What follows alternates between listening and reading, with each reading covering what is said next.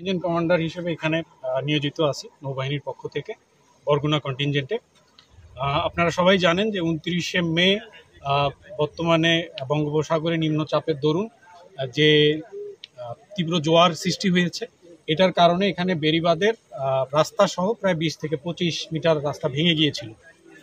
পরবর্তীতে এলাকার লোকজন এবং স্থানীয় প্রশাসন এবং আমাদের নৌবাহিনীর বরগুনা কন্টিনজেন্টের সদস্যদের সম্মিলিত প্রচেষ্টায় এই বিচ্ছিন্ন হয়ে যাওয়া 5টি গ্রাম, 3টি ওয়ার্ড এগুলোকে সংযুক্ত করার জন্য একটি অস্থায়ী ভিত্তিতে জনসাধারণ শুধুমাত্র পারাপার করার জন্য একটি অস্থায়ী সাঁকো নির্মাণ করা হয়েছে।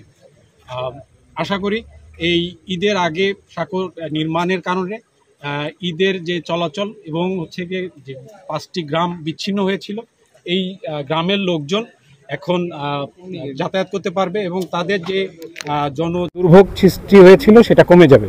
বাংলাদেশ নৌবাহিনী এই ধরনের জনকল্যাণমূলক কাজে সবসময় নিয়োজিত আছে এবং ভবিষ্যতেও এই ধরনের কাজে নিয়োজিত থাকবে। তো আমরা আশা করি জনগণ, স্থানীয় প্রশাসনের সহযোগিতায় আমরা এই ধরনের কর্মকাণ্ড আশা করি ভবিষ্যতেও চালু রাখতে পারবো। ধন্যবাদ সবাইকে। সদস্য যারা আছেন সকলকে, এলাকায় অনেকেই সহযোগিতা করেন, তাদেরকে ধন্যবাদ। স্যার আপনি আবার আসবেন। আর স্থায়ী যে স্যার আপনি আমাদের জন্য একটা সলিউশনের কথা বলছেন, আমরা মূলত এখানে আমরা কালভার্ট চাই না, আমরা সুলিশ চাই স্যার। এই কাজটি স্যার আপনি করে দেবেন। আপনি কষ্ট করে আসছেন, এই জন্য আমাকে ধন্যবাদ দিয়ে